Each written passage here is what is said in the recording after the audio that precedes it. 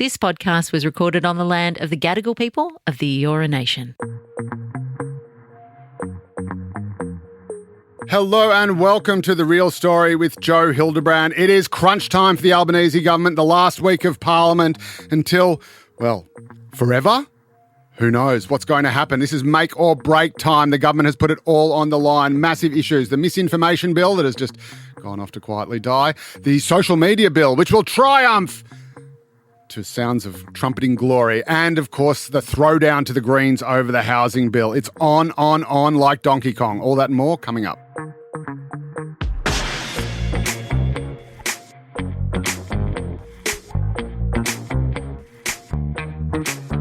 Now, later on the show, we're going to talk to an expert who will blow your mind about the real hidden damage, the hidden danger of social media for young people, what it's really doing to our kids and how it's doing it. And I've got to say, as someone who actually supports, I'm all in for free speech between consenting adults. But again, as someone who is already all in favour of the ban on social media for kids, even I hadn't seen this. And it blew my mind. It'll blow yours. So make sure you stick around. But firstly, let's get to the Misinformation Bill. And has anybody seen it lately? Where did it go? Sure, it was around here somewhere. Must be back down the back of the couch. This was another bill that the government introduced in order to combat misinformation and disinformation online. And I don't want to get into the nitty-gritty of the, technocratic jargon, but this is what experts describe as a dog. It is terrible. That is not an acronym. It is just a dog of a bill. It was a terrible idea, should never have happened, and now it's quietly gone off to die. Now, what the government was trying to do was find a way to ban, block, correct, what were they thinking? I don't know, misinformation and disinformation online. Now, they are two different things. Misinformation is a view that people genuinely have about something that is not true. The problem is, who gets to decide what's true or not? You don't have to go very far to find a whole bunch of examples where every expert was lined up and saying these things are absolutely true and it's completely incontrovertible, and anyone who thinks otherwise is a nutter or a conspiracy theorist or a bad faith actor or a Russian spy, and suddenly it turns out the opposite's actually true. And you can go through everything from, that we had to close schools during COVID. No, all the inquiries since then have shown that, in fact, that was, wait for it, a terrible idea that has been terrible for kids. Again, also the other restrictions that were applied during COVID were found by subsequent reports to be unnecessary after the first round. And this is the problem with this bill. Who gets to decide what's true or not? Who gets to decide what is misinformation? Now, anyone who said at the time that these restrictions are too harsh or we shouldn't be closing schools, I was one of them, they could have been censored under this bill for spreading misinformation. But it turned out they were right all along. So again, even if this was done with the best of intentions, how does a government get to actually act as God, an all-knowing, omniscient being who can dictate what is true or not? And then even if it could or did, would that government not then be a kind of totalitarian dictatorship? I mean, if the government is deciding what the facts are and what is true and what is not true, then isn't that basically a state-run media or a state-controlled media, a state-censored media? So it's a terrible, terrible, terrible idea. And the government, to its credit, very quickly realised this. The problem was it had just introduced this by saying, oh, no, it's absolutely fine. There's no problems here. It's a great idea. No, you don't have to worry about any of that. No, that's not going to happen. That's just a conspiracy theory.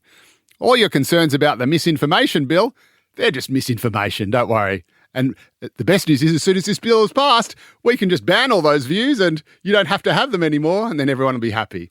Again, you can see how the cogs are starting to turn and people are starting to realise that this is actually not a very good idea. And so the government's just gone, okay, what do we do? Can't really go through with it.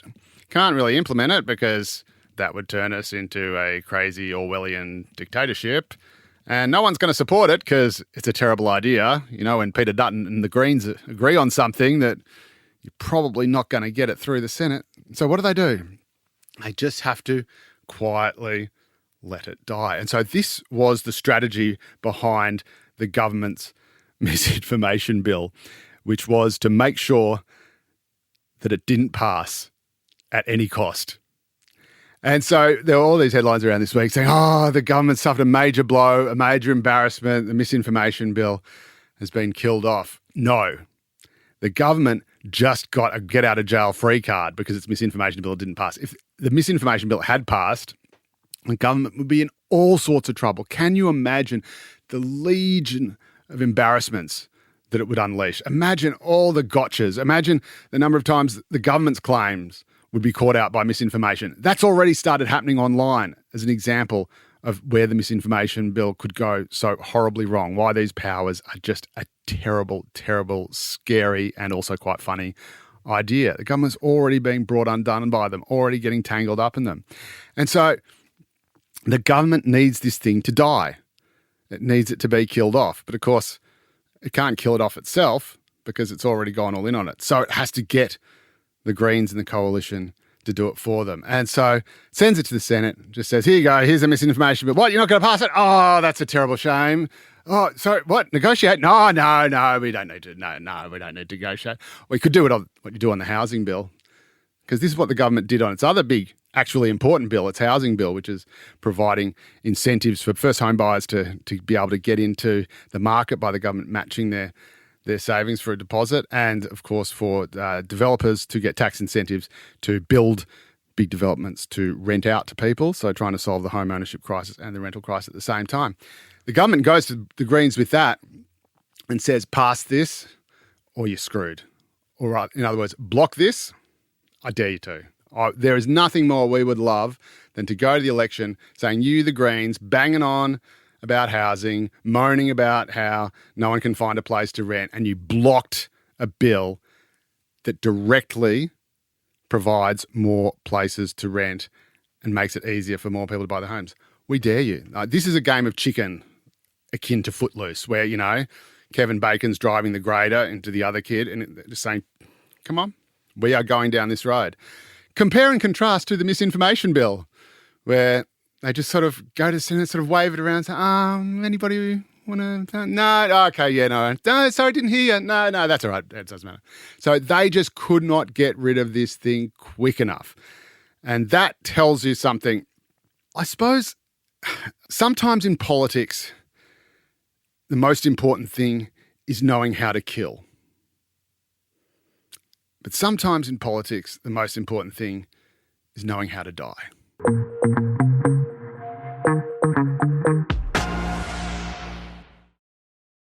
Now, all this stuff is super important in and of itself, but it's even more important, even more supercharged, because this is the last parliamentary sitting week before Christmas, and possibly even the last parliamentary sitting week before Anthony Albanese calls the election. And Albo and Labor have basically said on all the bills that they've got on the table, take it or leave it. In terms of the Misinformation Bill, they very much want people to leave it. But in terms of the social media bill and the housing bill, they are staring down their opponents and they are saying, I dare you to oppose this. Now, there is little doubt that these bills will be passed as a result of that. They've already basically just knocked the Greens out of the way with the housing bill and given them a well-deserved thumping.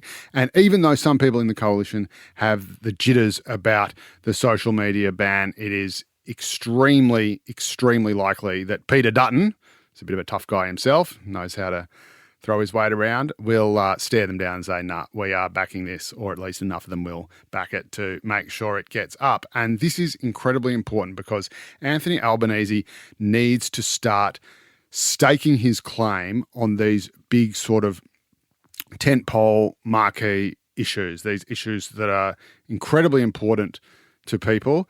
Cost of living, obviously, is the number one, and that's where housing comes in. Housing is arguably the biggest cost of living pressure for Australians. There's not much good even, getting bill shock from your power bill if you don't actually have a house to power. So it is the most central and vital element of the cost of living crisis, and the government needs to be able to say it is doing something about it. And finally, after 2 years of the Greens trying to hamstring this legislation, it is going to get through. It is going to get through on Labor's terms, and so it means that the Greens cannot take credit for its passing or any element of it, because all the things that they tried to put into it, which were insane and idiotic, Labor has just said, nah, F off, take it or leave it. And so this is Labor's bill, it is Albo's bill, and finally they can say, this is what we are doing, this is happening. Again, with the social media, people are saying, well, hang on a minute, why don't you just sort of do a bit of a try before you buy and say, oh, this will just be a trial, or this will have a sunset clause or whatever. Look, legislation can be changed all the time anyway. It doesn't need to have a sunset clause, because the sunset clause is the Parliament. The Parliament can change any legislation that it has already passed. That is, of course, slightly different to something that goes into the Constitution, which can only be changed by a referendum. But let's not talk about that ever again under any circumstances. So the government has to stake out its economic position, hang its economic credentials on the housing package, and it has to hang its social credentials, its values for parents and kids on the social media stuff. And it has to do it this week in this Parliament, because it could be the last one before it goes to an election where it will fight on these sorts of issues. And it is going to be a very, very, very tough election, tougher, I think, than anyone would have predicted even just a year or two ago. A Redbridge poll has just come out. These are the pollsters du jour. They're so hot right now. They're like Hansel. Redbridge is an outfit founded by a bloke called Cos Samaras, who is a former senior Labor official from Victoria, and Tony Barry, who is a former senior Liberal strategist. And they have basically come together. It's fantastic whenever you see these polls come out. They're always, it seems, very carefully calibrated to deliver giant sort of warning signs. I would call it constructive criticism to the Albanese Labor government. And whenever they have someone coming out to sort of sink the boot in or give a bit of a tickle and say where the PM's going hopelessly wrong, they always wheel out the Liberal guy to do it. So it doesn't look like dear old Cos is ratting on the ticket. And again, you can imagine the sort of grumblings in the Labor Party about it. But Cos Samaras is very smart. You can follow him on Twitter. He's got some really interesting insights. And much like me, he's very, very concerned about the fact that Labor is losing Labor. Labor is actually losing the working class. It is losing blue-collar voters, and they are turning towards Peter Dutton. And you can see this in all the data that they produce. You can see this in the latest poll that's in News Corp mastheads by James Campbell. This is absolutely disastrous. You've got this position where white-collar voters are far more likely to think that Labor is doing a good job and that they're heading in the right direction, or they're better off than they were before Labor got elected, than blue collars. Now, part of this is understandable because, of course, blue collar workers are likely to be less well off, less rich than white collar workers, and so they're likely to be doing it tougher. So that is also understandable. But there are also trends that have come up time and time again about tradies turning to Peter Dutton, blue collar workers no longer feeling like they're being represented by the values that inner city, tertiary educated, affluent elites have, who think that they are the left. And this has been a problem that, is as old as communism itself. But it is a real problem right now, and it's a real problem in an environment where Donald Trump just got elected president of the United States of America on the back of blue-collar voters. The Democrats lost their blue-collar base in the US just this month with catastrophic effects for them. We are talking, if they do not learn from this and change immediately, this could be a sort of generational wipeout for them. And Labor is facing the exact same thing here, the exact same problem, although with much more smart and competent people leading it, which is their saving grace. One of the interesting things about the Redbridge poll is that it's now found that majority of people think that Peter Dutton is ready to be the Prime Minister, is ready to lead the country. That doesn't necessarily mean they think he should. It just means they think he is a viable alternative. They call these people Dutton-curious. Sounds a bit like a room at a swingers party, doesn't it? Are you Dutton-curious, sir? Step this way. But But this means that he is not the write-off that so many of the people on the left, and again, not the blue-collar workers, but the elite, inner-city, tertiary educated, all in on climate change, all in on pronouns, those types. They always thought, oh, Peter Dutton is unelectable. Peter Dutton, no one's going to vote for Peter Dutton. He's toxic. Oh, Peter Dutton, ew, yuck. He's so mean. And who else did they think that about? I'm just trying to remember. Oh, that's right. Donald Trump, the guy who's about to become president of the United States of America again. So again, all these people are completely out of touch with the values of working class people in the outer suburbs and the regions. And for the first time in any Redbridge poll, Peter Dutton is now considered by the electorate at large to be ready to be PM. This means that Labor's previous strategy of get Dutton, his previous strategy of saying, it's either us or Peter Dutton, and thinking that once voters have to choose between Albo and Dutton, then suddenly Albo's stocks will rise because Dutton is so unelectable. Not according to this poll and not according to Donald Trump. The one saving grace in the research shows that almost half of people think that the country is headed in the wrong direction compared to less than a third who think it's heading in the right direction. Now, normally you would say, oh my God, that's terrible. That's carnage for the government. You've got, almost half of people saying the country's going the wrong way compared to less than a third who think it's going the right way. Those sorts of numbers would usually bode very, very, very badly for the incumbent government, because obviously if people think the government is leading the country in the wrong direction, they're not going to vote for it a second time. However, those numbers for Joe Biden and the Democrats and Kamala Harris as VP, those numbers were more like 2/3 to 3/4 of people who thought that the country was heading in the wrong direction, compared to just a tiny minority who thought it was heading in the right direction. So the good news is for Labor that while their Get Dutton campaign, make Peter Dutton Australia's Donald Trump, not unless you want him to win, that strategy is now out the window, and they've got to start to run a more positive strategy on social issues like social media, economic issues like housing. But it is nowhere near as bad in Australia. The discontent with the way the country is going and the direction it's heading is nowhere near as bad in Australia than it was in the US on election day. And that is some good news for Albo. And boy, does he need some good news right now.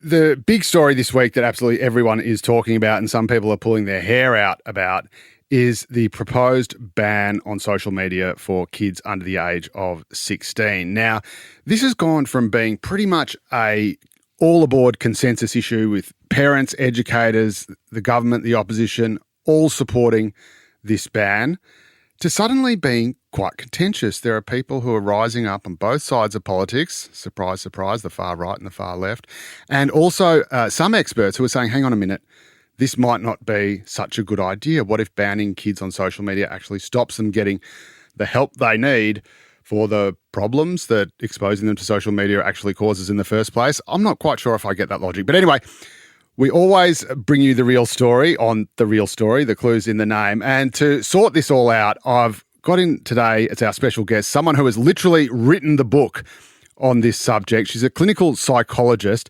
Her name, ominously enough, is Dr. Einstein. That instills me with a huge amount of faith and hope. Danielle Einstein, author of Raising Anxiety, Why Our Good Intentions Are Backfiring on Our Children and How to Fix It. Welcome to The Real Story. How are you? Yeah, well, thank you. Thanks for having me. It's an absolute pleasure. This is an issue that I think every parent sort of instinctively feels is something that needs to be acted on. I think most parents overwhelmingly, I know I do, everyone I speak to, teachers, principals, all seem to think this is a no-brainer. Tell us why, in your view, you're one of 120 experts who has supported this measure, but that has come after more than 100 experts and other groups, mental health groups, have said, hang on a minute, maybe this is not a good idea, we should do something else. firstly, why is this important? Why do we need a ban on social media platforms, or some of them at least, for kids? Because kids are being derailed in so many different ways, particularly under the age of 16, and it's actually almost a crisis point for mental health for these children and young adolescents. And we are seeing the problems in absolute droves, with the big problem being that kids have a lot of trouble once they start to go down the vortex. Yeah, the vortex. Getting back out of it. And it's in part because of the school communities and the friendships and the way that mistakes just spread like wildfire. So talk us through, I suppose, a scenario. You actually see kids, you treat kids who are suffering from anxiety and depression because of, among other things, social media. How does it sort of work? I mean, I think anyone who's been on social media can see that it can be a sewer, but it's also kind of, it's darkly addictive, isn't it? Because if everyone's having a go at you on social media, especially if it's your peer group, then even if you sort of pull away from it, you kind of know it's happening. And so it's almost like you're drawn back into it to see if it's stopped, to see if it's gone away, to see if it's turned around. And then, of course, when it hasn't, that just redoubles the problem, and it sort of creates this almost like a gambler chasing his debts. Is that something? Oh, that's not one that I've picked up on, actually. Okay, tell me. Interestingly enough, one of the things that I am very concerned about is actually the amount of time that gets lost on social media. So you go down, and yes, your mood might be down because you're comparing yourself with other people. Other people you know are just doing better than you. Let's say someone else has got a podcast guest that's better than me. No, it's not possible. And all of a sudden you're thinking, I'm not keeping up. And that makes you feel a bit inadequate. And then what do? Your mood dips and you go to some other escape to try and lift your mood. Now, that might be other people, or it could be just binge watching. Gotcha. So there's two sort of aspects of this. One is that there have been kids who have been bullied to the point of suicide on social media. So I guess that's that really sort of acute sort of vortex that I was talking about. And then there's the other kind of one where the amount of time that is spent, and I suppose it's the Instagram phenomenon where everyone else seems to have the perfect life, and then you suddenly think about your life and that makes you anxious. Are you seeing both of those cases in your treatment? That and more. There's probably about 20 different ways that you can go down different problems for your mental health on social media. And is this something, I suppose, that has gotten worse in the last sort of decade and a half with the meteoric rise of social media? Or is this just an old problem that's taken on a new form? No, it's definitely gotten worse as social media has gotten more advanced and better able to hold everyone's attention. So it's not what I suppose other people pushing back would say, oh, these are just, problems that have existed forever and they're just taking place on a new platform in a new format. This is actually, you have seen these things get exponentially worse. Yeah, I mean, every adult can look around, and young adult knows how they get pulled into picking up their phone and then just checking whether, people have responded to them, whether people, what do people think of their opinion, what's happening, what's interesting, and those notifications. The thing that we have to think about with social media is how it reaches out to grab you and pull you in. Yep. And it's that lift that it gives you that you're looking for. And real life isn't necessarily going to give it to you all the time. In fact, most of the time we've got to put a lot of effort in. And no one likes, well, hang on, people do like me, but, no one goes around in real life, like pointing at you and go, like. And yet this entire new kind of status symbol, this entire new measurement system, this entire new benchmark for how good you are, your worth as a person, has just suddenly arisen, in the last few years of hundreds of thousands of years of human existence. Maybe we're just not wired to cope with this. Literally, physiologically and psychologically, human beings aren't ready for this. Well, yes, I think that is correct, because we are starting to see some changes in neurodevelopment for people that use their technology more, including social media. But one thing I'd point out to you is at the age of 13, 14, 15, we've really got to think about when you're trying to find new things that you might enjoy or explore, and you want to find ways to pass time and feel good about yourself. Do you need to have a performative element? Do you need other people to watch your mistakes, or alternatively to be saying, oh, it's really great that you've gone out fishing with your dad, or you look great in that outfit, or those sorts of things, they're transforming the reason why someone is participating in an activity. So not only is it damaging, and again, we're talking about a whole spectrum here from, intense bullying that can lead to, and we've seen, the horrible headlines, which I can't bear to look at, but, where kids are actually committing suicide because of the bullying they're experiencing on social media, right through to sort of more sort of general anxiety about how popular kids are and validation of the things that they're doing, right through to people seeing, other people on social media and feeling a bit jelly in the belly. All these things aren't just constricted or restricted to that period of your life, though, are they? Because, as you said, that adolescence is when obviously when you're going from being a child to being an adult. And if something gets in the way and derails you and sets you off in another direction or prevents you from going in a direction you would otherwise go in, that has an impact for the rest of your life, doesn't it? Well, I think the problem with social media is the fact that it poisons all the other real life friendships around you. Yeah. And it also, and even if it doesn't poison every single one of them, it draws you to this easy option to make yourself feel good in the moment. And I think we're all deceived that easy option is a good way for supporting mental health. And that's what I want people to question. It's not good to be drawn out of tricky situations. It's really important to face them and realise you're okay. It's really important to get those small mini moments where someone just smiles at you as you walk past. So even at the most kind of benign level, it's replacing genuine human relationships and genuine and sort of genuine human contact with a sort of superficial or almost synthetic relationship. It's not that they might be really authentic relationships, right? But they still cannot replace real life practical support. And even in those studies that look at social support that's achieved through social media, if you look really hard at the detail in the study, you'll see that a measure which says it's measuring social support is asking whether the other person's happy to come by and bring you medicine. Right? So there's a component in these scales that talk about social support, right, which is misleading. Gotcha. And so we've sort of laid out, I suppose, the kind of the sort of myriad ways in which social media causes harm to young people. Why then are there these organisations which are supposedly also expert in this area and supposedly also have experience in this area? Why do you think they are pushing back and saying, well, hang on a minute, is it valid to say, for example, that kids who might struggle to form relationships in the real world find that online relationships fill that void, for example? Is that a credible reason not to proceed with these restrictions? Not in my view, no.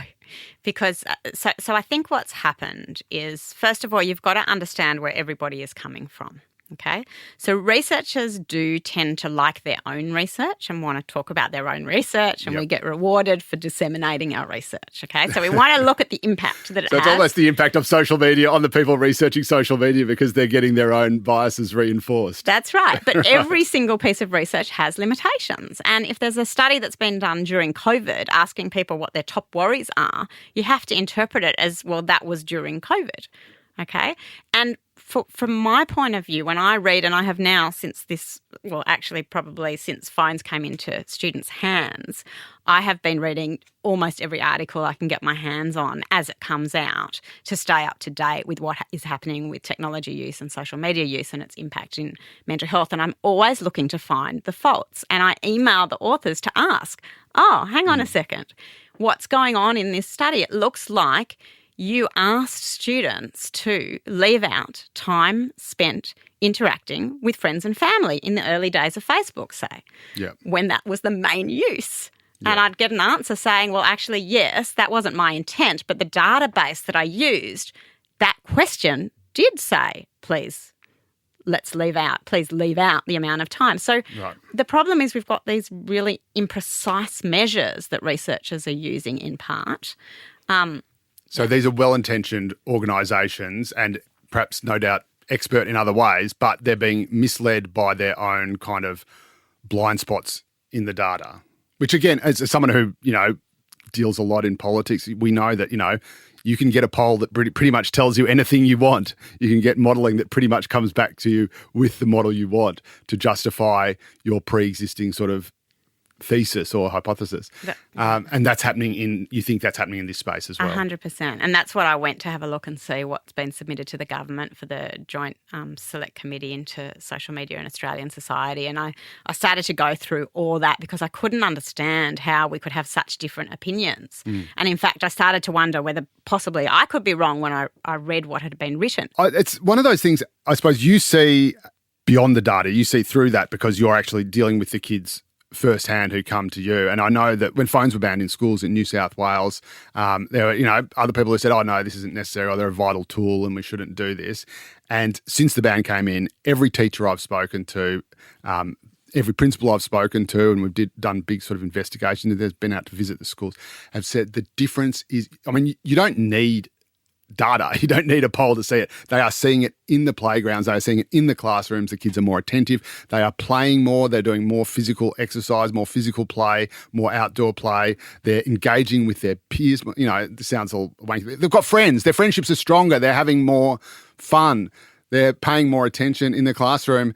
And the one weak spot that they see in the ban is not in the ban at schools. It's in the fact that the kids are still accessing the devices at home and doom scrolling social media at home, and they're then therefore coming to school a bit tired, and that's where the attentiveness is. But it's everyone I speak to on the front line says the same thing, that this is a no-brainer.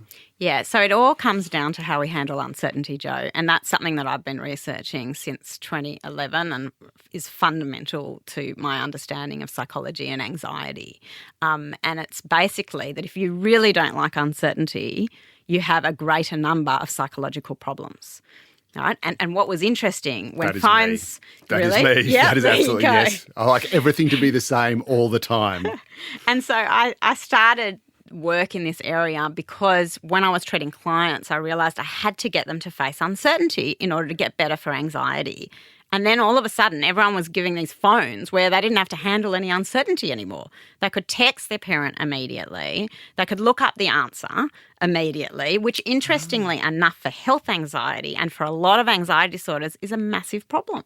Yeah, right. This is way more meta than I thought. So it's actually so social media provides a very kind of, I suppose, black and white, instant gratification, instant sort of conflict resolution spectrum where everything is either really, really good or really, really bad. And now that you've explained it and I'm saying it, it actually makes perfect sense because that's exactly what's happened in politics as well. It's become instantly polarized into good versus evil, and no one can agree who's on either two sides. To some people, Donald Trump is the Messiah. He's the second coming. He's the perfect embodiment of good. To others, he's a Hitler. He's a fascist. He's pure evil. And there is nothing in the middle. And that has all been driven by social media. And again, I feel like I'm having an epiphany, but that applies to everybody as well. So suddenly kids who are living in the grey area like we all are using social media as a tool to be told things are instantly okay or instantly not okay, and therefore growing up without being able to develop the skills they need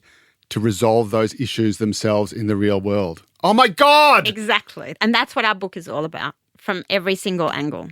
Okay, well, my mind has been officially blown. I've achieved a higher level of consciousness already, so I don't think we can really come back from that. Dr. Danielle Einstein, you are the co-author of Raising Anxiety with Dr. Judith Locke, who is a parenting expert. This book tells parents, teachers, educators, anyone who deals with kids, how they can help resolve these issues. It's incredibly informative, insightful and enlightening. Thank you so much for joining us on The Real Story. Thank you for having me. And that's all we have time for this week. Thank you so much for your company. It's been an absolute pleasure. If you like what you hear, leave us a review and a rating. If you don't like what you hear, just keep your views to yourself. Don't need to tell anybody.